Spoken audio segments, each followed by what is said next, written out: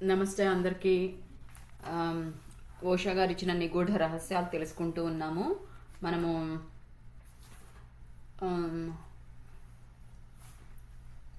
చాలా చాలా విషయాలు తెలుసుకుంటూ ప్రస్తుతము మూడవ నేత్రము దాని యొక్క వివరాలని కూడా తెలుసుకుంటున్నాం. సాధారణంగా మెదడులో సగభాగం ఉపయోగించబడదని, మూడవ నేత్రపు చక్రం చైతన్యవంతం అయినప్పుడే అది చురుకు అవుతుందని కొద్ది నిమిషాల క్రితం మీకు చెబుతున్నాను. అది యోగా యొక్క పరిజ్ఞానం. ఇది ఇటీవలి అనుభవాలతో వెల్లడి అయిన పరిజ్ఞానం కాదు. గత 20,000 సంవత్సరాలుగా తెలిసిందే. శాస్త్రం ఇచ్చిన ముగింపుపై నువ్వు ఆధారపడకూడదు. ఎందుకంటే శాస్త్రం ఈరోజు నిజమని చెప్పింది 6 నెలలలో తప్పు అని నిరూపించబడగలదు. కానీ యోగా పరిజ్ఞానం 20,000 సంవత్సరాల అనుభవంతో స్థిరపరచబడింది. మనదే మొదటి నాగరికత అనే భ్రమ మనకి ఉంది. కానీ మనకు ముందు ఎన్నో నాగరికతలు ఉన్నాయి మరియు మాయమయ్యాయి. మనకన్నా చాలా ముందు మానవుడు ఇలాంటి లేక ఇంకా గొప్ప శాస్త్రీయ పురోగతిని సాధించాడు. కానీ ఆ నాగరికతలన్నీ నాశనం అయ్యాయి. మనకి ఆజ్ఞాచక్రము చైతన్యవంతం చేసుకున్నప్పుడే మన మెదడులోని మొత్తం మెదడంతా కూడా మనం వాడగలుగుతాము, లేదంటే సగమే వాడుతున్నాం ప్రస్తుతము అని చెప్పారు కదా ఓషో. అంతేకాదు ఏమన్నారంటే సైన్స్ ఏదైతే ఉందో సైన్స్ చెప్పినది కొంతవరకు చెప్పి ఆగిపోతుంది. ఎందుకు? మన మెదడుని కొంతవరకే వాడుతున్నాం కదా. ఆ సైంటిస్ట్ కూడా మహా అయితే ఇంకొంచెం ఎక్కువ వాడతారు అంతే. మనకి భౌతిక తలంలో ఉండే మాత్రమే ఆ సైంటిస్టులు చూస్తారు. కానీ అంతకంటే బియాండ్ మన మెదడుకి అందనిది, అంటే ఇంకా మిగిలిపోయిన మెదడు కూడా వాడగలిగినది వాళ్ళు చూడరు. కాబట్టి ఓషో ఏమంటున్నారంటే సైన్స్ ఎక్కడైతే ఆగిపోయిందో అక్కడితో మనం ఆగకూడదు. ఈ రోజు బాగుంది అన్నది రేపటికి కొన్ని రోజులైన తర్వాత రీసెర్చ్ చేసి ఇది బాగాలేదు, కరెక్ట్ కాదు అంటారు. అది జరుగుతూనే ఉంది, మనం చూస్తూనే ఉంటాం. కొన్నిసార్లు మంచిది అంటారు, కొన్నిసార్లు కాదంటుంటారు. కానీ 20,000 సంవత్సరాల క్రితం తయారు చేయబడిన యోగ శాస్త్రం ఏదైతే ఉందో అది ఇప్పటికీ కూడా కరెక్టే. అది అలాంటిది మనం నమ్మాలన్నమాట, వాటిని ఆచరించాలి. యోగ శాస్త్రం అంటే నథింగ్ బట్ ఎక్సర్సైజెస్ కాదు. యోగము అంటే కలయిక, మన ఆత్మ పరమాత్మతో కలిసి ఉండడం. సో ఆ కలయిక కోసం చేసే సాధనాలన్నీ కూడా యోగము అని అనిపిస్తుంది, యోగం అని చెప్తాం. ఇంకోటి మనకేమన్నారంటే మన భారతీయ నాగరికత ఏదైతే ఉందో అదే అసలైన పురాతనమైనది, అదే అసలు మొదలైంది, దాని నుంచి అన్నీ వచ్చాయని మనకు ఒక భ్రమ ఉంది. కాదు, మనకంటే పురాతనమైన నాగరికతలు ఎన్నో ఉండేవి, అవన్నీ మాయమైపోయాయి, ప్రస్తుతం లేవు అని చెప్పారు. వాళ్ళు ఆ కాలంలోని మానవుడు ఎంతో పురోగతిని సాధించారు. అంటే వాళ్ళు సైంటిఫిక్గా టెక్నాలజీ ప్రకారం ఎంతగానో అభివృద్ధి చెందారన్నమాట. దానికి ఉదాహరణగా ఎవరంటే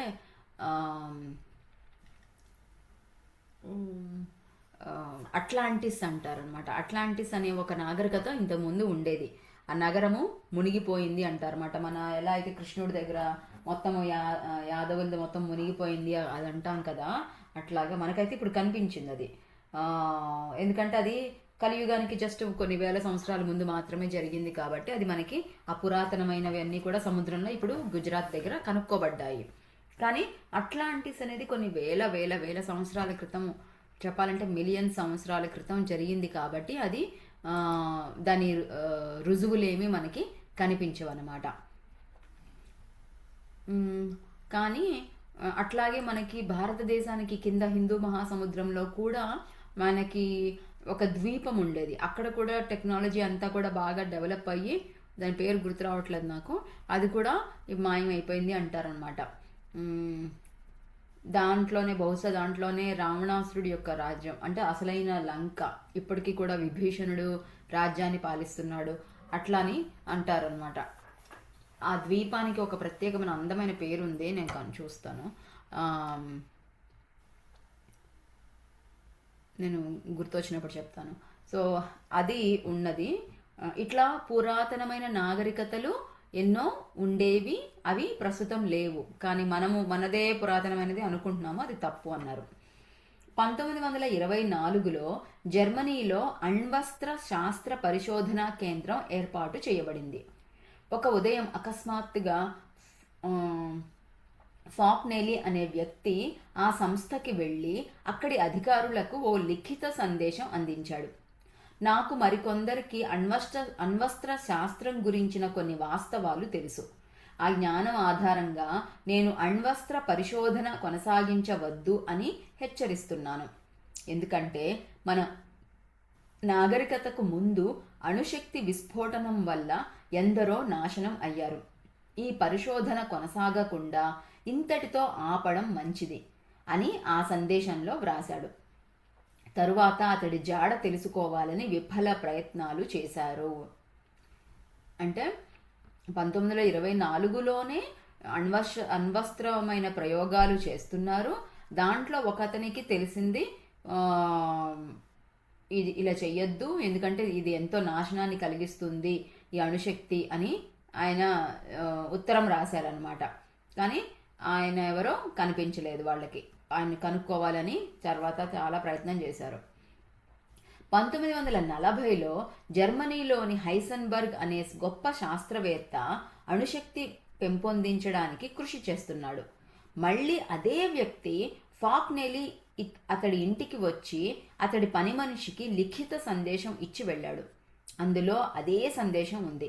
వ్రాసిన వ్యక్తిని గుర్తించలేకపోయారు. చూసారా? సో ఇదేంటి, 1924లో ఈ పరిశోధన కేంద్రం దగ్గరికి ఫాక్నెలీ వచ్చి ఒక లెటర్ ఇచ్చిపోయారు. ఆయన ఎవరో మళ్ళీ దొరకలేదు. అట్లాగే 1940లో కూడా ఇలాగే అణుశక్తి గురించి సైన్స్ రీసెర్చ్ చేస్తూ ఉంటే ఇది చెయ్యొద్దు అని మళ్ళీ ఫాక్నెలీ మళ్ళీ లెటర్ ఇచ్చి వెళ్ళిపోయారు. మళ్ళీ అతను ఎవరో గుర్తించలేకపోయారు. 1945లో హిరోషిమాపై అణ్వస్త్రం వేసినప్పుడు ఆ అణ్వస్త్రాన్ని తయారు చేయడంలో సహాయపడిన 12 మంది శాస్త్రవేత్తలకు వారు చేస్తున్న పనిలో ఇంకా ప్రగతి చూపించవద్దు అని, ఆ పని ఆపడానికి ఇప్పటికీ ఆలస్యం కాలేదని, వినాశనం వైపు మొదటి అడుగు వేయడం జరిగిందని, చివరి అడుగు ఎంతో దూరంలో లేదు అని తెలియజేస్తూ ఫాక్నెలీ జాబులు పంపాడు. అణ్వస్త్రం తయారు చేయడానికి ఎంతగానో సహాయపడిన అమెరికన్ పరమాణు శాస్త్రవేత్త ఆపెన్హైమర్ ఆ జాబు అందుకుంటూనే రాజీనామా చేశాడు. అంతేకాక మేము పాపం చేశాము అని ఒక ప్రకటన చేశాడు. మరొకసారి ఫాక్నెలీ దొరకలేదు. అతడు చెప్పింది సాధ్యమే. పూర్వపు నాగరికతలు అణుశక్తితో ఆటలాడారు, వారిని వారు నాశనం చేసుకున్నారు. ఈ అట్లాంటిస్ గురించి చెప్పాను కదా. ఈ అట్లాంటిస్ నాగరికత ఏమైందంటే వాళ్ళు నిజంగానే ఎంతో నాగరికతని పెంపొందించుకున్నారు అనమాట.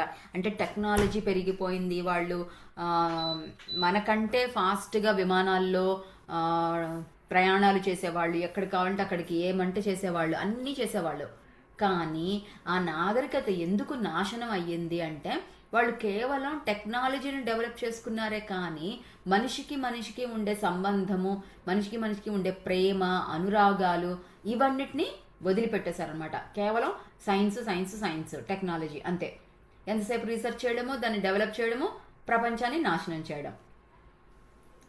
ఇలా చేయడం వల్ల పైన ఉండే శక్తులు ఏం చేశారంటే ఇంకా వీళ్ళు ఈ జాతి ఇలా కొనసాగించకూడదు, ఈ జాతి ఇలా జీవించకూడదు, మనిషికి మధ్య ఉండే ఆ బంధాలని గనక వీళ్ళు విస్మరించి కేవలం ఉద్యోగాలు, సంపాదన లేదా టెక్నాలజీ అని చెప్తూ ఇలా చేస్తూ వెళ్ళారు.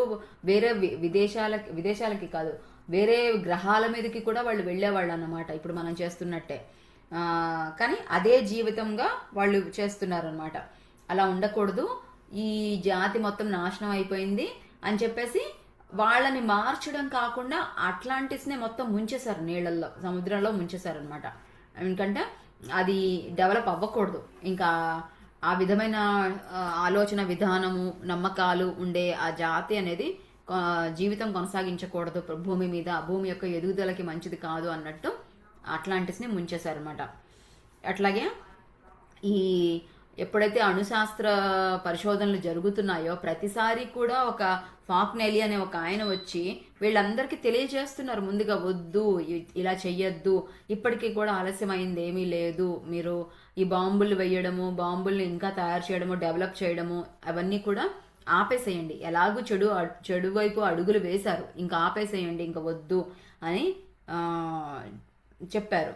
ఆ లెటర్ అందుకోగానే ఆపెన్ హైమర్ అని ఎవరైతే ఈ ఒక అణు పరమాణు శాస్త్రవేత్త ఎవరైతే ఉన్నారో బాగా సహాయం చేశారో ఆ బాంబు తయారు చేయడంలో, అటామిక్ బాంబ్ అనమాట, ఆటం బాంబ్ తయారు చేయడంలో అతను సహాయం చేసిన అతనే రాజీనామా చేశాడు. చేసి నేను పాపం చేశాను, మేము పాపం చేస్తున్నాము అని కూడా ఆయన ప్రకటన చేశాడు. కానీ అయినా కూడా ఆ బాంబు వేసేశారు అనమాట. బాంబుని పరీక్ష చేశారనమాట. అట్లాగే ఓషో చెప్తున్నారు, పూర్వం నాగరికతలు కూడా ఈ అణుశక్తితోనే ఆటలాడుకున్నారు, వాళ్ళకి వాళ్లే నాశనం అయిపోయారు. భారతదేశంలో మహాభారత యుద్ధ సమయంలో అణుశక్తితో మనం ఆడాము మరియు మనల్ని నాశనం చేసుకున్నాం. అదే పరిస్థితి పసివాడు యువకుడు అవుతాడు. అతడి తండ్రి చేసిన తప్పిదాలే అతడు చేస్తాడు. వార్ధక్యంలో ఉన్న తండ్రి అలా చెయ్యవద్దని అతడిని హెచ్చరిస్తాడు. అతడి యవ్వనంలో అతడి తండ్రి కూడా అతడిని హెచ్చరించాడు. వార్ధక్యంలో ఉన్న తండ్రులు యువతరం వారిని హెచ్చరించినా యవ్వనంలో అలాంటి తప్పులు చేస్తారు. గతంలోని నాగరికతలు చేసిన తప్పులే చేసి ఎన్నో నాగరికతలు నాశనం అయ్యాయి. నాగరికతలు కూడా బాల్యం, యవ్వనం దశలు దాటి ముసలితనం వచ్చి చనిపోతాయి. తెలుసుకున్న వాళ్ళు, వయసు పెద్దదైన వాళ్ళకి కొంచెం నిదానంగా ఆలోచించడం అనేది చేస్తారు.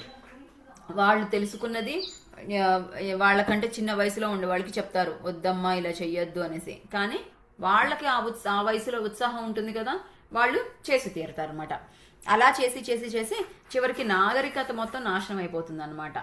అలాగే నాగరికత కూడా అనమాట చిన్నగా మొదలవుతుంది, కొంచెం పెద్ద అవుతుంది, ఫ్లరిష్ అవుతుంది, ఎస్టాబ్లిష్ అవుతుంది, తర్వాత అది తప్పులు చేసి అది కూడా ముసలితనం వచ్చి నాశనం అయిపోతుంది అనమాట.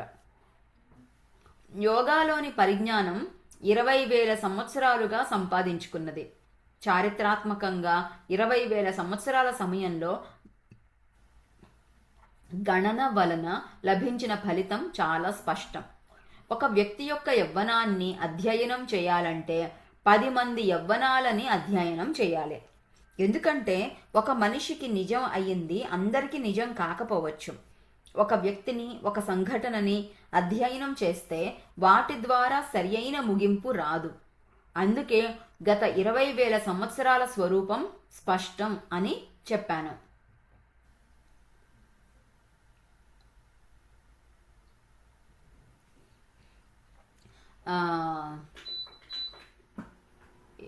యోగాలో ఉండే పరిజ్ఞానం ఏంటంటే ఒకరిని ద్వారా వచ్చినది కూడా కాదనమాట. ఎంతో మందికి పరిశోధన చేసి ఎంతో మందిలో కూడా ఇది కరెక్ట్, ఈ ఆసనం వేస్తే లేదంటే ఈ శ్వాస మీద ధ్యాస పెడితే నువ్వు ఖచ్చితంగా నువ్వు ఉన్నతంగా ఎదుగుతావు అని ప్రతి ఒక్కరిలోనూ ఎక్స్పీరియన్స్ అయిన తర్వాత అదొక శాస్త్రంగా ఏర్పరచబడింది అనమాట. అది అందరికీ కూడా కరెక్టే అవుతుంది. అందుకే 20,000 సంవత్సరాల నుండి కూడా ఇది ఒక చక్కగా తయారు చేయబడింది, ఎంతో స్పష్టమైనది అని ఓషో నేను చెప్పాను అన్నారు. ఈ ప్రాపంచిక జీవితం అవతల ఏముందో తెలుసుకోవాలి అంటే 3వ నేత్రానికి సంధించబడి నిద్రాణ స్థితిలో అచేతనంగా ఉన్న మిగిలిన సగం మెదడుని నువ్వు చైతన్యవంతం చేయాలని 20,000 సంవత్సరాలుగా యోగా నొక్కి చెప్పింది. భౌతిక పదార్థానికి అవతల ఉన్న సంపూర్ణత్వం గురించి తెలుసుకోవాలి అంటే మిగిలిన సగం మెదడుని చైతన్యవంతం చేయాలి. ఈ సగం మెదడుకి ద్వారం 3వ నేత్రపు చక్రం ఉన్న స్థలం, తిలకం పెట్టే స్థలం. ఆ బిందువు బయట నెలకొల్పబడిన ప్రదేశం, అంతర్గత కేంద్రాన్ని దీన్ని పోలి సరిసమానంగా నుదుటిపై 1.5 అంగుళాల లోతులో ఉంటుంది. ఆ లోతైన బిందువు, ఆ కేంద్రం భౌతిక పదార్థానికి ఆవల ఉండే అనుభవగ్రాహ్యం కాని అతీతమైన ప్రపంచానికి తలుపులా పనిచేస్తుంది. మనం బొట్టు పెట్టుకునే ప్రదేశం ఆజ్ఞాచక్రం దగ్గరికి వచ్చాము. ఇదేంటి మళ్ళీ మన మెదడుకి అందని బాహ్య ప్రపంచం దాటి అంతర ప్రపంచం ఏదైతే ఉందో దాన్ని తెలుసుకొని తీరాలి. అప్పుడే నువ్వు సంపూర్ణత్వాన్ని పొందుతావు. అది పొందాలంటే నువ్వు నీ బొట్టు తిలకాన్ని దిద్దుకునే ప్రదేశంలో లోపల 1.5 అంగుళాల లోపల ఉండే ఆ కేంద్రాన్ని ఉత్తేజితం చేసి అతీతమైన ప్రపంచాన్ని తెలుసుకోవాలి. ఆ ఆజ్ఞాచక్రం ద్వారానే మనం ఆ నిద్రాణ స్థితిలో ఉన్న స్థితిని తెరిచి మనం లోపలికి వెళతామన్నమాట. భారతదేశంలో తిలకాన్ని కనుక్కున్నట్లు టిబెట్లో 3వ నేత్రపు చక్రాన్ని చేరుకోవడానికి ఆ స్థలంలో శస్త్రచికిత్స చేసే పద్ధతులు కనిపెట్టారు. అన్ని నాగరికతల కన్నా ఎక్కువగా టిబెట్ దేశస్థులు 3వ నేత్రం కనుక్కోవడానికి విశేష కృషి జరిపారు. టిబెట్లోని శాస్త్రాలన్నీ జీవితం పట్ల అనేక దృక్పథాలలో అవగాహన చేసుకోవడం అంతా 3వ నేత్రాన్ని అర్థం చేసుకోవడంపై ఆధారపడి ఉంది. నేను లోబ్సాంగ్ రాంపా గారి జీవిత చరిత్ర చదివాను. దాంట్లో రాసి ఉందన్నమాట. ఆయన యొక్క ఆధ్యాత్మికత సాధనలు కొన్నాళ్ళు గడిచిన తరువాత లోబ్సాంగ్ రాంపా యొక్క ఎదుగుదల కోసము 3వ చక్రాన్ని సిద్ధం చేయడం కోసం నిజంగానే ఆయనకి ఆపరేషన్ చేశారనమాట. వాళ్ళ గురువులు ఆ ఆశ్రమంలో ఆ టిబెట్ బౌద్ధ రామాలు ఉన్నాయి. వాటిల్లో ఈయన్ని ప్రత్యేకమైన ఈ ఆపరేషన్ కోసమని ఆయన్ని కొన్ని రోజులు ప్రత్యేకమైన ఆహారము, ప్రత్యేకమైన సాధన చాలా నియమబద్ధంగా తయారు చేసి ఆయన సిద్ధం చేసి అప్పుడు ఆపరేషన్కి తీసుకెళ్ళి ఆ 3వ నేత్రం దగ్గర ఏదో ఆపరేషన్ చేశారనమాట. దాంతో ఆయనకి అప్పటి నుంచి ఇంకా బాగా ఆరా చూడగానే వాళ్ళ జన్మలు తెలిసిపోవడము, ఇవన్నీ అంటే ఆ 3వ చక్రాన్ని బాగా 3వ నేత్రాన్ని బాగా తెరుచుకునేలా చేశారు. ఇప్పుడు ఆయన బాగా మంచి మాస్టర్ అయ్యారనమాట ఆ ఆపరేషన్ తర్వాత. సో ఇప్పుడు ఓషో కూడా అదే రాశారు. మనమైతే తిలకాన్ని దిద్దుకోవడం అనేది కనిపెట్టాం, కానీ టిబెట్ వాళ్ళైతే ఇంకా ఎక్కువగా ఆపరేషన్ కూడా చేసుకున్నారనమాట. అన్ని ప్రపంచంలో అందరికంటే వాళ్ళు ఎక్కువ అవగాహనని పొంది ఉన్నారు టిబెట్ వాసులు. సమ్మోహన స్థితిలో ఎడ్గర్ కైస్ మందు పేరు వాడవలసిన పద్ధతి సూచించేవాడని చెప్పాను. అమెరికాలో అలాంటి వ్యక్తి అతను ఒక్కడే.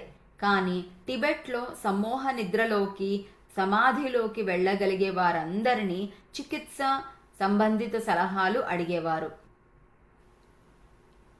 టిబెట్ దేశస్థులు 3వ నేత్రపు చక్రాన్ని శస్త్రచికిత్స ద్వారా బయట నుండి తెరిచి దాన్ని చేరుకోవడానికి ప్రయత్నించారు. ఆ స్థలాన్ని శస్త్రచికిత్స ద్వారా చేరుకోవడం భారతదేశంలోలా యోగ సాధన ద్వారా అంతర్గతంగా దాన్ని చేరుకోవడానికి చాలా భిన్నంగా ఉంటుంది. యోగ సాధన ద్వారా నిద్రాణ స్థితిలో ఉన్న సగం మెదడు అంతర్గతంగా చైతన్యవంతం అవుతుంది. చైతన్యం వృద్ధి పొందడం వలన ఇది కూడా చైతన్యవంతం అవుతుంది. చైతన్యాన్ని శుద్ధి పరచకుండా, పునీతం చేయకుండా బయట నుండి దాన్ని తెరిస్తే చైతన్యవంతం చేయబడిన సగం మెదడుని తప్పు పనికి ఉపయోగించుకునే అపాయం ఉంది. ఎందుకంటే మనిషి ఎలాంటి మార్పు లేకుండా అలాగే ఉంటాడు. ధ్యానం ద్వారా అతడి చైతన్యం మార్పు చెందలేదు. ధ్యానం ద్వారా చైతన్యంలో మార్పు తీసుకురావలసిన అవసరం ఉంది. ఇక్కడ ఒక వ్యక్తికి చేతిలో కత్తి ఇచ్చామనుకోండి, ఆ కత్తిని ఎందుకు వాడాలి అని తెలిసినప్పుడు అతను తనకి తాను కానీ ఇతరులకి కానీ ప్రమాదం లేకుండా హాయిగా కత్తిని ఆ పదునైన కత్తిని చక్కగా వినియోగించుకొని తన పని పూర్తి చేసుకుంటాడు. కానీ కత్తి అనేది చాలా మంచి పరికరము, దీనివల్ల ఎన్నో ఉపయోగాలు ఉన్నాయని చెప్పి అందరికి ఇచ్చేసుకుంటూ వెళ్ళిపోతే దానివల్ల ఎంతో ప్రమాదం ఉంది. అదేవిధంగా 3వ నేత్రము అనే ఒక శక్తి, అది ఒక పవర్ అన్నమాట. ఆ 3వ నేత్రం యొక్క పవరు ఎవరికి అందాలి? ఎంతో సాధన చేసి వాళ్ళని వాళ్ళు శుద్ధి చేసుకొని పరిపూర్ణ ఆత్మలాగా తయారవుతున్న, శుద్ధమైన ఆత్మలాగా తయారవుతున్న దివ్యమైన వాళ్ళకి ఆ 3వ నేత్రం యొక్క శక్తిని అందించాలి. అలా కాకుండా ప్రతి ఒక్కళ్ళకి కూడా ఆపరేషన్ చేసేసి ఆ 3వ నేత్రాన్ని యాక్టివేట్ చేసే విధంగా కనుక చేస్తే అప్పుడు వాళ్ళు చెడు మార్గంలోకి వెళ్ళి, ఎలా అయితే మనకి పురాణాల్లో విన్నాం కదా, రాక్షసులు తపస్సు చేస్తారు, ఘోరమైన తపస్సు చేస్తారు, భగవంతుడు తపస్సుకి మెచ్చి వరం అడిగితే వాళ్ళు నాకు నాశనం వద్దు అంటారు. ఏదో సరే ఇలా కాదు అలా అని చెప్పి ఏదో బేరం ఆడేసి మొత్తం మీద అమరత్వం కాదు కానీ చాలా నువ్వు గెలవగలవు అన్న వరం ఏదో ఇస్తారు. ఇవ్వగానే వాళ్ళు ఏం చేస్తారు, తప్పు మార్గంలో వాళ్ళు చేశారు కాబట్టి వెంటనే దేవతల మీద దండెత్తుతారు. ఎందుకు? దేవతలు అంటే ఏంటంటే దేవతల యొక్క మళ్ళీ ఒక మనుషులో లేకపోతే ఒక రూపాలో అని కాదు. దేవతలు అంటే ఏంటంటే మంచితనం, పాజిటివిటీ, ప్రేమ, కరుణ, దివ్యత్వము. సో వీటి మీద ఈ చెడు అనేది దండెత్తుతుంది అనమాట. నెగటివ్ శక్తులు పాజిటివ్ శక్తుల మీద దండెత్తి నాశనం చేయడానికి, ఆక్రమించుకోవడానికి ప్రయత్నం చేస్తాయి. అది తప్పు కదా, అలా ఉండకూడదు. మిగతా అందరికీ కూడా మొత్తం విశ్వం అంతా నాశనం అవుతుంది. అందుకోసమని వాళ్ళకి రాక్షసులకి ఇంద్రభవనము, ఇంద్రలోకం అనేది ఇవ్వకూడదు, ఆ సింహాసనం అనేది ఇవ్వకూడదు అని చెప్పి మళ్ళీ దేవతలందరూ మొరపెట్టుకొని విష్ణుమూర్తి దగ్గరికి వెళ్తారు. అంటే ఇంకా ఎక్కువ శక్తి ఉండే హయ్యర్ మాస్టర్స్ దగ్గరికి వెళ్ళి ఇలా వద్దు, అలా వద్దు, ఇలా చేయకూడదు, వీళ్ళు ఇలా వస్తున్నారు అని తెలియజేస్తారు. అప్పుడు ఏం చేస్తారు, ఆ హయ్యర్ శక్తి, ఆ విశ్వశక్తి ఏదైతే ఉందో భూమి మీదకి మానవ రూపంలో వచ్చి వాళ్ళని, ఆ రాక్షసుల్ని అంటే మన లోపలి రాక్షసత్వాన్ని నిర్మూలిస్తారు అన్నమాట, అజ్ఞానాన్ని నిర్మూలిస్తారు. కాబట్టి ఇక్కడి నుంచి మనం ఆ పురాణాల దగ్గరికి వెళ్ళిపోయాము. మనము మూడవ నేత్రము అనేది ఎవరికి తెరుచుకోవాలంటే ఎవరిని వారు శుద్ధి చేసుకుంటారో, పూర్ణత్వాన్ని దగ్గరికి పొందుతారో, ప్యూర్గా అవుతారో వాళ్ళకి ఆ మూడవ నేత్రం తెరుచుకోవడం అనేది అవసరం. అంటే అవసరం అని కాదు, ఆ తెరుచుకోవడం అనేది సరి అయిన పద్ధతి. లేదు అంటే ప్రతి ఒక్కళ్ళకి ఆ పవర్ని పాడు చేసే అవకాశం ఉంది. భారతదేశంలో కూడా వెలుపలి శస్త్రచికిత్సలు చేసి ఉండవచ్చు, కానీ భారతీయులు అలా చేయడానికి ఎప్పుడూ ప్రయత్నించలేదు. ఎందుకంటే యోగాభ్యాసం చేసేవారికి లోపల ఉన్న చైతన్యం మార్పు చెందకుండా ఉత్తేజితం చేస్తే అలాంటి వారి చేతుల్లో ఆ శక్తులు పెట్టడం వల్ల వాటిని తప్పుదారిలో ఉపయోగించుకునే ప్రమాదం ఉంది అని తెలుసు. అది పసివాడి చేతికి కత్తి ఇచ్చినట్లు ఉంటుంది. అతడు వేరే వారిని చంపడమే కాదు, తనని తానే చంపుకోవచ్చు. కాబట్టి కొత్త శక్తులని చైతన్యవంతం చేసే ముందే చైతన్యంలో మార్పు తేవడం అవసరం. చైతన్యంలో మార్పు తేవడం అంటే ఏంటంటే, మనం ఇంతకుముందు ఒకలాగా ఆలోచించే వాళ్ళము, చైతన్యం వికసిస్తే ఇంకోలా ఆలోచిస్తాము. ఇంతకుముందు కుంచుకుపోయే వాళ్ళము, నాది, నాకు, నా వాళ్ళు, నేనే, ఇలాంటి భావనలో ఉండేవాళ్ళం. ఎప్పుడైతే చైతన్యం వికసిస్తుందో అందరూ క్షేమంగా ఉండాలి, అందరూ బాగుండాలి, దానికోసం నేను ఏమైనా చేయడానికి సిద్ధంగా ఉన్నాను, నన్ను నేను మార్చుకోవడానికి సిద్ధంగా ఉన్నాను అనే తత్వంలో మనం ఉంటాము. అది చైతన్యాన్ని పెంపొందించుకోవడం అనమాట. ఎప్పుడైతే చైతన్యంలో మార్పు వస్తుందో అప్పుడు మూడవ నేత్రం తెరుచుకున్నా కూడా మనకి మంచిదే, ప్రమాదం ఏమీ లేదు. టిబెట్లో మనం తిలకం పెట్టుకునే చోట భౌతిక సాధనాల ద్వారా ఒక రంధ్రం ఏర్పరచడానికి ప్రయత్నించారు. వారు నిద్రాణ స్థితిలో ఉన్న మెదడు యొక్క శక్తులను తెలుసుకున్నారు. కానీ ఆధ్యాత్మిక శిక్షణకు సంబంధించినంత వరకు టిబెట్ గొప్ప దేశం కాలేకపోయింది. టిబెట్ ఎంతో చేసినా ఒక్క బుద్ధుడికి జన్మ ఇవ్వలేకపోయింది అన్నది చాలా ఆశ్చర్యకరం. చాలా శక్తులను పెంపొందించుకుంది, అసాధారణమైన విషయాలను తెలుసుకుంది, కానీ వాటిని అల్ప ప్రాధాన్యం గల వాటి కోసం ఉపయోగించింది. చాలా గొప్ప విషయం చెప్పారు కదా, మనకు ఆలోచనే రాదు. అంటే టిబెట్ అసలు ఎంత ఆధ్యాత్మికంగా ఎంతో ఎదిగినది అనమాట. ఎక్కడ పడితే అక్కడ బుద్ధుడి ఆశ్రమాలే ఉండేవి, లామాస్ ఉండేవారు, బౌద్ధ గురువులు, గొప్ప గొప్ప గురువులు ఉండేవాళ్ళు. వాళ్ళు ఎంతెంతో సాధనలు చేసేవాళ్ళు. చాలామంది టిబెట్ సాధన యోగులుగా మారిపోయారు. అయినా కూడా ఒక్క మాటతో ఓషో చెప్పారు, ఇంత అభివృద్ధి, ఆధ్యాత్మికత అంత అభివృద్ధి చెందిన ఆ దేశంలో వాళ్ళు కనీసం ఒక బుద్ధుడికి జన్మనివ్వలేకపోయారు. అంటే ఒక గురువు అక్కడ జన్మించడం, ఒక ప్రదేశంలో జన్మించాలంటే అక్కడ శక్తి చైతన్యం అంతా కూడా అన్నీ సరిపోతేనే అక్కడ జన్మిస్తాడు ఒక ఏ ఏ గొప్ప వాళ్ళైనా సరే. సో అలాంటి వాళ్ళు ఎలా అయితే షిరిడి సాయిబాబా షిరిడీకి చేరుకున్నప్పుడు వాళ్ళందరూ ఎంత పుణ్యం చేసుకున్నాం మనము అని అన్నారు కదా, షిరిడి నేల ఎంత పవిత్రమైనది అనేసి. అట్లా ఒక గురువు పుట్టాలి అంటే అక్కడ ఆ నేల ఎంతో పవిత్రం చేసుకోవాలి. అలా చేయలేదు అంటే వాళ్ళు ఎంత సాధన చేసినా కూడా వాళ్ళు ఆ భౌతికమైన విషయాల మీద ఆసక్తి చూపించి ఆ శక్తులన్నిటినీ వృధా చేస్తున్నారు. నేను ఎక్కడో విన్నాను, ఎవరో బౌద్ధ మత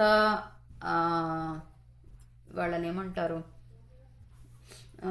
మాంగ్స్ అనమాట, బుద్ధిస్ట్ మాంగ్స్ అంటారు, అంటే బౌద్ధ మత సాధకులు అనుకుందాము. అలా ఉన్న వాళ్ళు కూడా మాంసం తినడం అనేది చేశారంట. ఎందుకు అంటే వాళ్ళు ఏం చెప్తున్నారు, అంతగా అంటే వాళ్ళు ఏదో ఏదో కారణం చెప్పేస్తున్నారు. బేసిక్గా వాళ్ళకున్న కోరికల్ని వాళ్ళు జయించలేకపోయి ఇంకేదో కారణాలు చెప్తున్నారు అనమాట. సో బుద్ధుడు చెప్పిన సూత్రాలని కూడా వాళ్ళు సరిగ్గా పాటించట్లేదు అని చెప్పారు. కాబట్టి సరి అయిన చైతన్యంలో మార్పు వస్తేనే మనం ఒక డిసిప్లిన్లో పద్ధతిలో ఉంటాం. చైతన్యంలో మార్పు రాకపోతే అలా ఉండం కదా. టిబెట్లో మనము తిలకం పెట్టుకునే చోట ఓకే, భారతదేశం భౌతికమైన పనిముట్లతో ప్రయోగం చేయలేదు, కానీ లోపల నుండి మూడవ నేత్రపు చక్రం మొత్తం శక్తినంతా పైకి కేంద్రీకరించడానికి ప్రయత్నించింది. ఎందుకంటే ఉప్పొంగే ఆ శక్తి తీవ్రతకి మూడవ నేత్రం తెరుచుకుంటుందని, చైతన్య ప్రవాహాన్ని మూడవ నేత్రం వరకు తీసుకురావడం చాలా సుశిక్షణతో కూడిన వ్యవహారం. మామూలుగా మనస్సు క్రింది వైపుకి ఆకర్షించబడుతుంది, నిజానికి అది సెక్స్ కేంద్రం వైపు ప్రవహిస్తుంది. మనం ఏం చేస్తున్నా, డబ్బు సంపాదిస్తున్నా, సంఘంలో మన అంతస్తు పెంచుకుంటున్నా, ఏం చేస్తున్నా సూక్ష్మంగా సెక్స్ పట్ల మనకు ఉన్న కోరిక మనల్ని ముందుకు నడిపించే శక్తి. మనం డబ్బు సంపాదిస్తుంటే సెక్స్ కొనగలము అనే ఆశతోనే, ఉన్నత స్థానాలు అధిరోహించాలి అనుకునేది కేవలం మన లైంగిక భాగస్వాములను ఎన్నుకొని పొందడానికి అవసరమైన అధికారం లభిస్తుంది అనే. చెప్పాను కదా ఓషో గారు కొంచెము నిక్కచ్చిగా చెప్తారు అని. ఆయన ఏమంటున్నారంటే ఏ పని చేసినా, అంటే మనం సంపాదించిన అంతా కూడా ఒక భాగస్వామిని పొందడానికి, ఆ భాగస్వామి ద్వారా మనము ఈ ఆనందాన్ని పొందడానికి అన్న ఉద్దేశంతో చేస్తున్నాము అని అంటున్నారు. అంతేకాదు ఇది అసలు ఎందుకు సెక్స్కి కనెక్ట్ చేస్తున్నారు అంటే, ఈ ఆ సమయంలోనే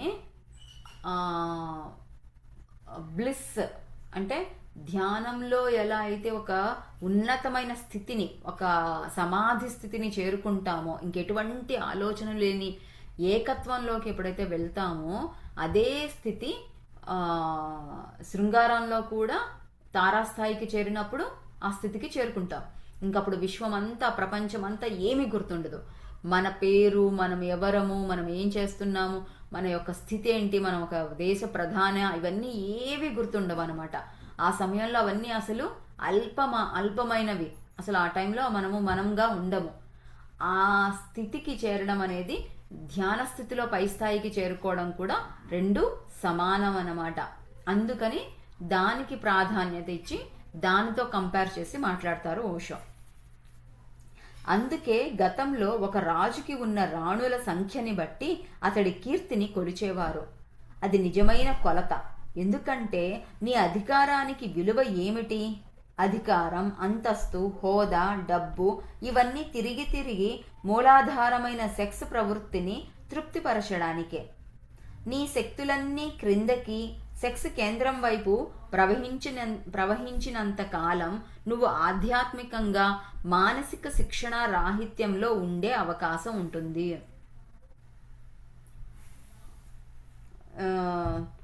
ఇప్పుడు భౌతికమైన కోరికలు ఏదైతే ఉంటాయో అవన్నీ మూలాధారానికి సంబంధించినది. ఈ అంటే భూమితో కనెక్షన్ అన్నమాట. భూమి అంటే ఏంటి? మన ఆ, మనం ఉన్న ప్రదేశం కదా, భూమిలోంచే కదా అన్నీ వస్తాయి. భూమి ఉండడం వల్లే మనం ఈ జీవితాన్ని జీవిస్తున్నాము. ఈ శరీరము ఆ, భూమిలోకి వచ్చిన తర్వాతనే ఈ శరీరం ఉంటుంది. ఈ శరీరం మనం వెళ్ళిపోయేటప్పుడు ఈ శరీరాన్ని ఇక్కడే వదిలిపెట్టేసి వెళ్ళిపోతాం. కాబట్టి భూమి తత్వము మూలాధారం అంటే ఏంటంటే మొత్తం ఈ ప్రకృతికి సంబంధించిన మానవ శరీరానికి సంబంధించిన కోరికలు ఇవన్నీ కూడా, అహంకారం ఇవన్నీ కూడా మూలాధార చక్రానికి సంబంధించినవి అనమాట. సో ఈ ఆ, మన మన కోరిక, మన ఆలోచన, మన శక్తి, మన చైతన్యం 24 గంటల మూలాధార చక్రం వైపు కిందికి ప్రవహిస్తూ ఉంటే ఆ, మనం ఆధ్యాత్మికంగా ఎదగమన్నమాట. ఆ శిక్షణ అనేది మనకి రాదు. పైకి వెళ్ళడానికి శిక్షణ ఉండదు, కిందికే వెళ్ళిపోతూ ఉంటాము. సో ఆ, భూమి తత్వానికి సంబంధించినది ఏదైనా సరే మన ధ్యానంలో కానీ, ఎక్కడైనా కళల రూపంలో కానీ, లేదంటే భౌతిక జీవితంలో కానీ, ఎక్కడైనా ఆ కోయిన్సిడెన్సెస్లో కానీ ఎక్కడైనా వచ్చింది అంటే వెంటనే మనం అర్థం చేసుకోవాలి, మూలాధార తత్వము మనకి ఏదో చెప్తుంది అని అర్థం. మూలాధార తత్వం అంటే కష్టపడటము, ఆ, ఇవన్నీ వస్తాయన్నమాట. భౌతికమైన కోరికలు ఇవన్నీ వస్తాయి. స్థిరత్వము, పాజిటివిటీ ఉంటుంది, నెగటివిటీ ఉంటుంది. కాబట్టి రెండు విధాలుగా కూడా ఆలోచించుకొని అర్థం చేసుకోవాలి. సో అది మాస్టర్స్. తర్వాతది మనం నెక్స్ట్ క్లాస్లో తెలుసుకుందాము. ఎవరైనా ఏదైనా షేర్ చేస్తారా? ఎలా అనిపించింది?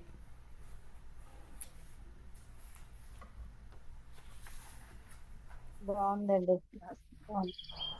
థ్యాంక్ యూ అండి.